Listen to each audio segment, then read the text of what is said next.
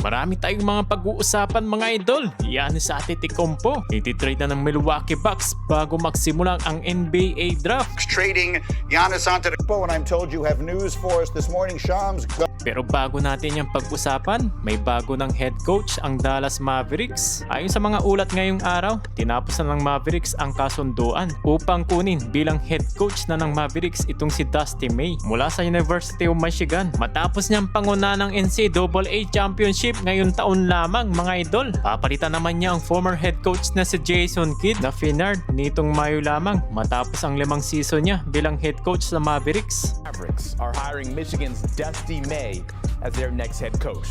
May will now replace Jason Kidd, who mutually parted ways with the organization after 5 seasons. Ito naman ang kauna-unahan na magiging trabaho ni Dusty May na bilang magiging head coach na NBA. Inaasahang bubuo siya sa kupunan ng paligid ng reigning Rookie of the Year na si Cooper Flagg. Bahagi ito na malaking pagbabago ng organisasyon ng Mavericks matapos ang kanilang paghihirap ng 2025 to 2026 NBA season mga idol. At heto pa, ang isa sa mga pinabalak ng Dallas Mavericks, maaari daw nilang i-trade ang kanilang number 9 pick kapalit ng 2 mid-first round picks para mapalalim ang kanilang roster sa paligid ni Cooper Flagg. Ang mga kupunan tulad ng Charlotte Hornets at Oklahoma City Thunder ay nababanggit bilang posibleng trade na partners. Isa sa mga pinakamalaking pangangailangan daw ngayon ng Mavericks ay isang batang guard na makakatulong kay Kyrie Irving at Cooper Flagg. Kaya may mga senaryo kung saan kukuha sila ng karagdagang guard sa draft o sa target market. Pagkatapos naman nilang ma-trade si Anthony Davis nung nakaraang February ay nagkaroon sila ng malaking financial flexibility ang Dallas. Kaya naman nagkaroon sila ng advantage. Maaari nilang gamitin ang kanilang trade exception upang kumuha ng veteranong manlalaro mula sa kupunan na kailangan magbawas ng mga sweldo kagaya lamang ng Oklahoma City Thunder, Denver Nuggets, Phoenix Suns at ang kupunan na Philadelphia 76ers. At heto pa mga idol no, posible rin sila magkaroon ng trade target mula sa Los Angeles Lakers. May isang trade proposal na kung saan maaari nilang makuha ng Dallas Mavericks itong sila Jared Vanderbilt at Dalton Knecht kasama ang draft compensation. Pero hindi pa ito official na usapan. Ngunit isa naman ito sa mga ideal na lumalabas sa off-season analyst. Kaya ang pagkuha kay Dusty May bilang bagong head coach ng Mavericks, malinaw na itatayo ng Mavericks ang kupunan sa paligid ni Cooper Flagg.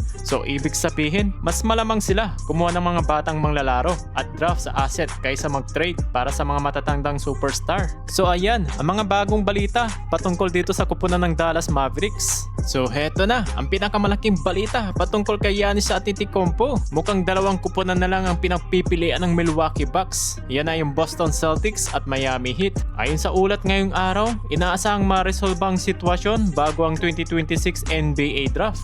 A trade and a resolution is coming for the Milwaukee Bucks with Giannis Antetokounmpo before the NBA draft on Tuesday night. So sa madaling salita, posibleng ma-trade na talaga itong si Giannis papunta sa Boston Celtics kapalit itong si Jaylen Brown. Karagdagan pang draft pick at posible rin na may batang manglalaro. Ito ang sinasabing sentro ng alok ng Boston. Is dramatic.